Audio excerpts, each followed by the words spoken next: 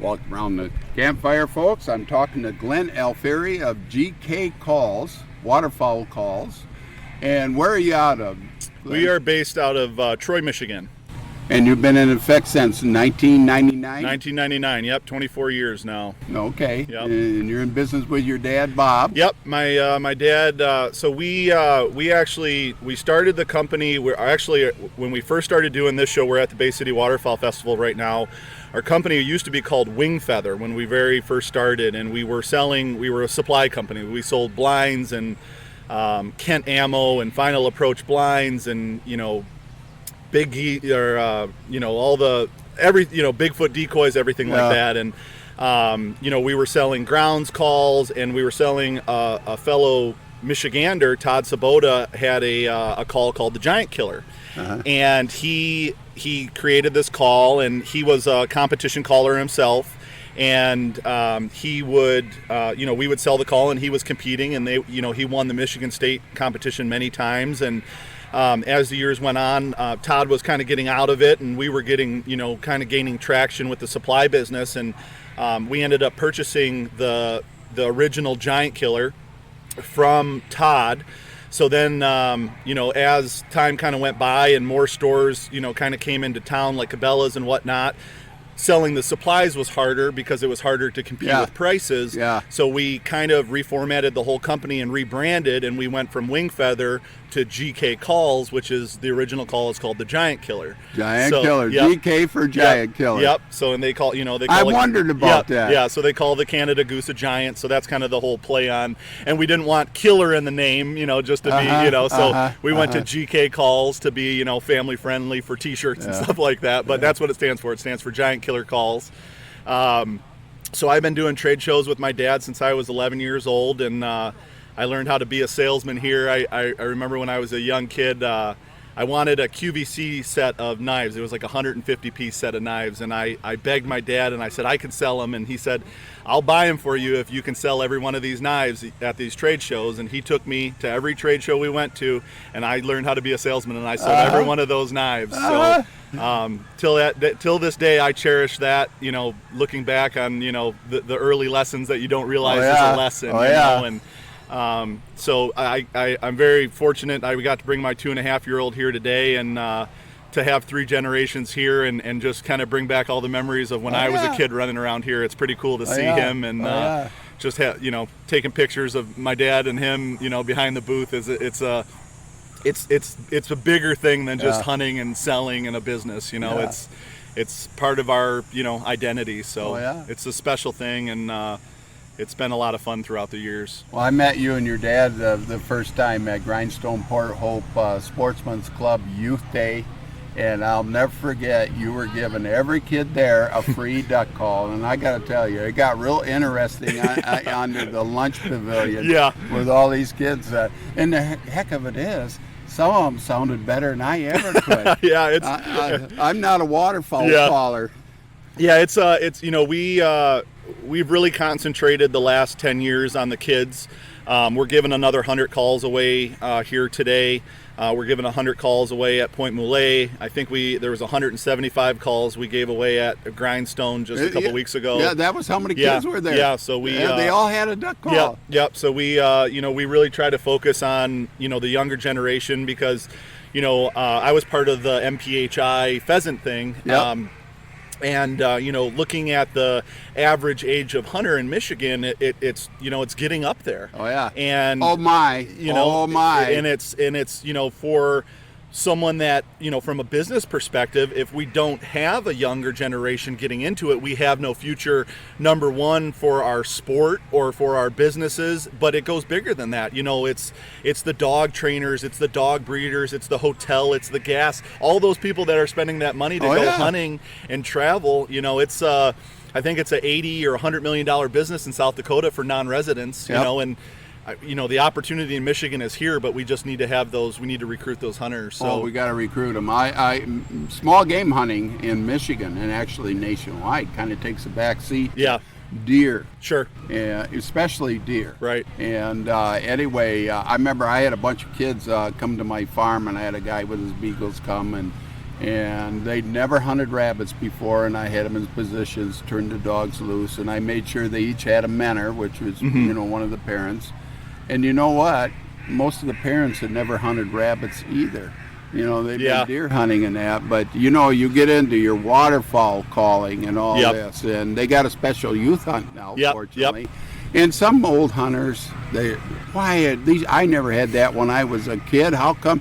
Well, it's a different time frame, buddy boy. Right. Anyway, and when you go waterfowl calling, the calling, the watching. Yep. And the thing about when you're waterfowl hunting, it's not like deer hunting where you got to whisper right. and all this. You Right. can joke around, whatever. But then when you see ducks or geese coming in, you're quiet right down. Yep, exactly. So, but anyway, small game hunting. And we got to recruit these hunters. When baby boomers make up the majority of hunters, something's wrong. I know. Yeah, it's something that we've really concentrated on, and we give anywhere from probably, I would say, 500 to 1,000 calls away, a year, just to, again, it's fun for us because, the business has become so interesting in the fact that, like, for example, my wedding, I got married in 2018, and we had 220 people at our wedding. And you go through the photographer and you take these group pictures with people, right? And the biggest group picture that I had, it wasn't family, it wasn't high school friends, it was guys that I consider family, but it's all through GK. Yeah. We had, I want to say, 25 or 30 people there and their families who we've all become, it's a deeper bond, and Paul Hinman, who's here today, his son's here, he's 22 now.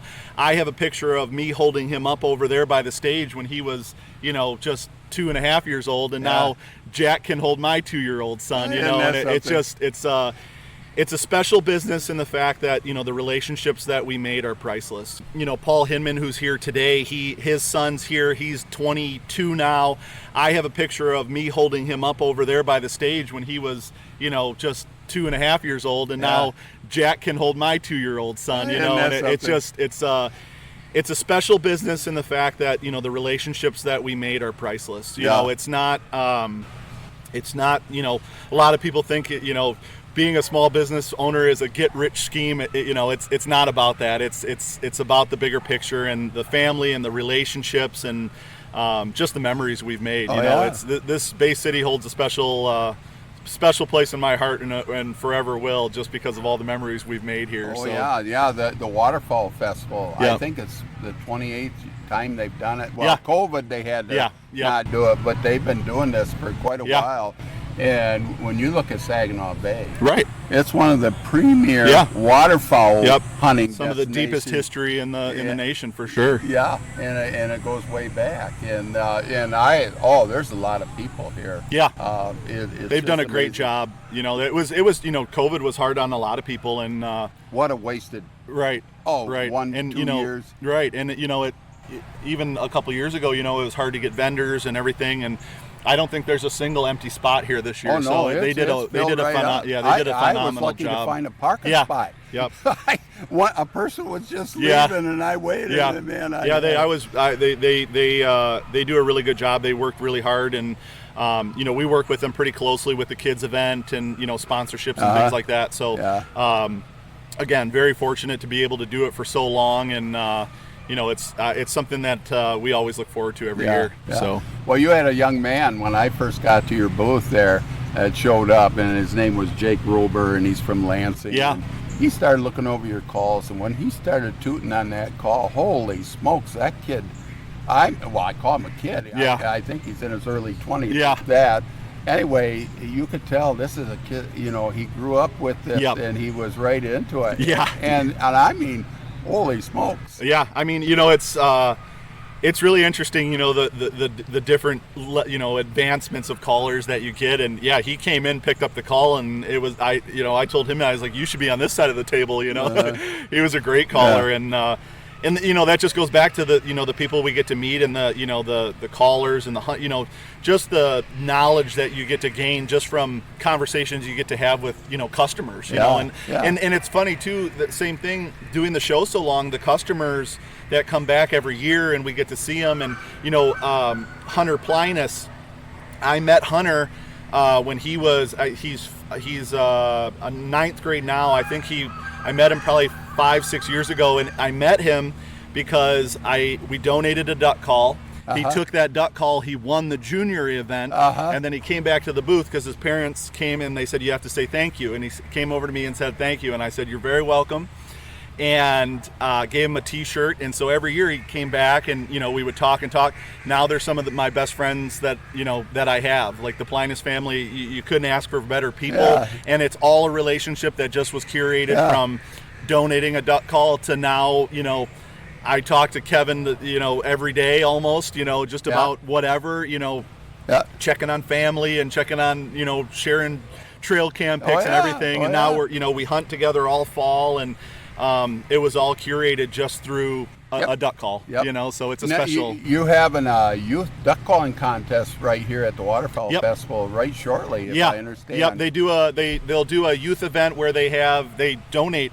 Bob from the DNR he does such a great job, and he gives. There's Bob who now? Majecki. I don't know. I know. I apologize if I'm pronouncing that last name wrong, Bob. Yeah, I've known Bob a while. Yeah, he's a phenomenal. He's really put together an awesome thing for the kids, and he works hard. They get decoys and bags and hats and duck calls, and it's a heck of a care package, and he works all year doing that, and so I got to tip my hat to Bob, and he does a great job with the youth event, and he really spoils the kids, and rightfully so.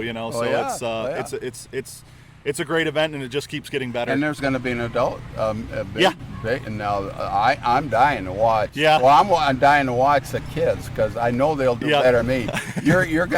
You'd probably have tears in your eyes if I tried one of your goose calls, probably from hilarity. That's okay. We hear that all the time. I always tell them, if I can make you, cluck or honk before you walk away from the booth, you have to buy one, and normally I can get them too. But it's calling's definitely not easy, but we can we love giving lessons. And the assortment that you have on display here, how many models do you have? GK calls? I would say we probably have 5 or 6 goose and 2 or 3 duck. I would say, just because throughout the years, we had the Giant Killer was the original, then we had the Little Giant, the Comp Killer, the Signature, so it just kind of, the calling game changes. People want different things, where back in the day they wanted that slow big goose. Now you hear a lot of guys pick it up and they want that fast little goose, so we kind of try to have everything, from that big, big, slow, deep resident goose to that Ferrari goose, I call it, that goes a million miles an hour. And same with the duck calls. Some guys like to get really loud and fast and high pitched with them, and some guys just want that little puddle duck call where they're just quacking at it real quietly. So we kind of try to have a little bit something for everything. From beginners to, like I was saying to you, I think before we started here, is we have on our team, we've won every major contest in the United States, with our team. And we've won 2 world titles, Wade Walling and a Champion of Champions in 2010. And then in Canada, we've also won several contests. Craig McDonald is a 3-time Canadian world champion. He's on our team. We have, Paul Hinman, who's behind the booth, Mike Coppola. There's a list, it goes Tyler Sabelli. There's a ton of guys on our team that have won numerous contests. So it's Scott Rumble. It's a great team of guys, and we have everybody from guides that guide, like Luke Scherters up at Wingfeather in Walkerton, Ontario, Gander Ridge Retrievers, Scott Rumble, all these guys that, again, are family to us, but are on our team. So we're very fortunate to have the team we have, and it helps spread the word too. So there's a ton of guys on our team that have won numerous contests. So it's Scott Rumble. It's a great team of guys, and we have everybody from guides that guide, like Luke Scherter's up at Wingfeather in Walkerton, Ontario, Gander Ridge Retrievers, Scott Rumble, all these guys that, again, are family to us, but, are on our team. So we're very fortunate to have the team we have, and it helps spread the word too. Yeah. So. Well, that Jason Rover, when he was calling, yeah, he should be on your team. I know. I told him. I said that's what I told him. I said, if you're that kid could really do it on it, and you could see him putting like his personality in. Yeah. I mean, there's just a method he was doing. Yeah, he was a phenomenal caller. I totally agree. I told him. I said, give me a call. He currently is a big fan of another company, which again, it was a good friend of mine who owns the company. So I'm not going to steal him from him, but I said you nothing hurts with a little genuine Shanghaiing. No, I said keep going, man, because I think he's got some bright lights in his future for the contest stage for sure. He's got that. You can tell some of those guys have that special ability, so he's definitely one of them. Yeah. Well, as we're speaking, the early goose season in Michigan is less than a month away. I know.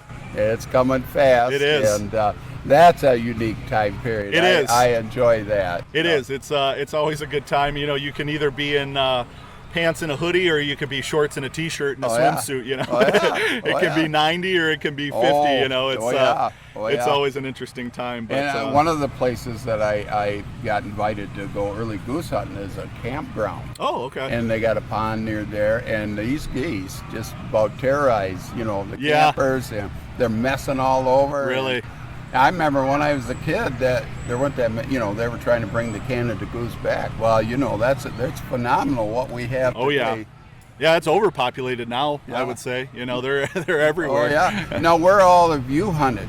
Well, I mean, for waterfowl. Yeah, anywhere from, Michigan, obviously a lot, all over Canada. Oh, my. Yeah, been very fortunate, and it with the company, it's one of those things that you almost have more invites than you have time to hunt. Oh, yeah. We've got a dealer in New Zealand now. We have a dealer in France.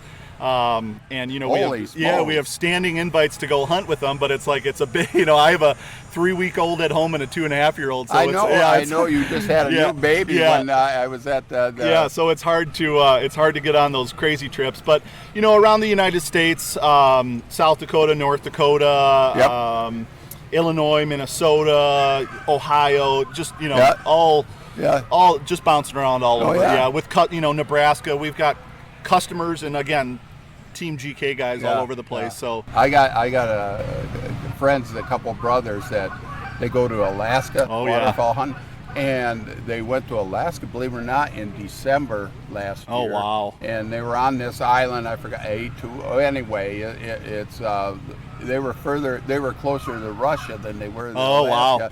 But they were on this island, Alaskan island, and they were getting all these, oh my goodness. Yeah. And then in March, they went to Greenland. Wow. And they were after another deal. So waterfowl hunters. Oh, it's worldwide for worldwide, sure. Serious business. Yeah.